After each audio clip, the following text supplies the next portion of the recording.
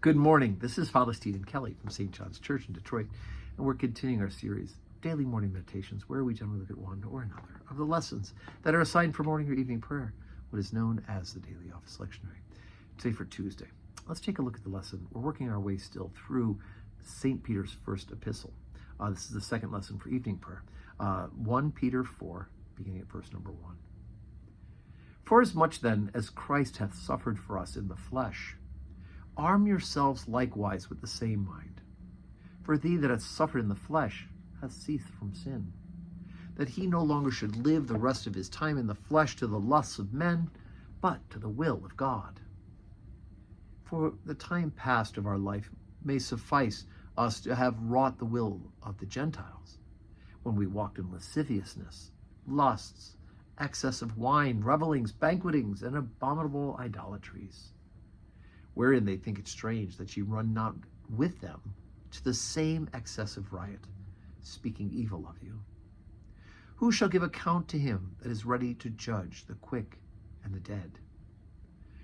For this cause was the gospel preached also to them that are dead, that they might be judged according to men in the flesh, to live according to God in the Spirit.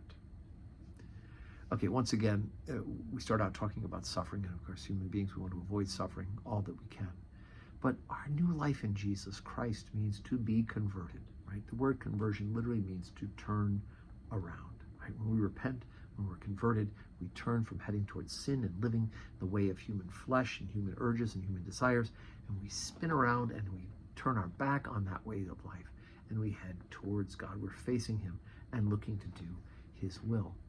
And so he says, look, in the time past, you wrought the will of the Gentiles. And he gives that whole list of lasciviousness, which is this kind of, insane sort of sexual immorality. And he doubles it up with lusts, excess of wine, right? And revelings and banquetings and abominable idolatries. All of those sort of things, which I joke about being, we could call primetime television. But all of these sort of things that the world thinks are positives.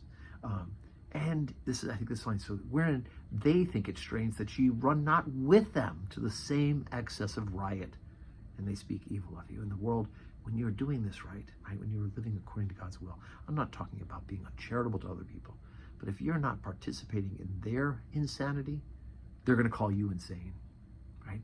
If you're not participating in their sinfulness, they're somehow going to think that you are bad, but in fact, you're trying to do the will of God.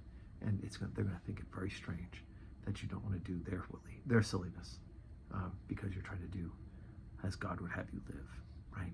Because after all, he says, you're going to give account to the one who's going to judge the quick and the dead, not the decisions and the whims and the desires of the world around us. So today is Tuesday, back in the saddle, 12:15 Holy Communion, 4 o'clock evening prayer. I hope you can join us in person. If not, worship with us on this place we are watching this morning meditation. And may God grant you a Tuesday that is full of blessings.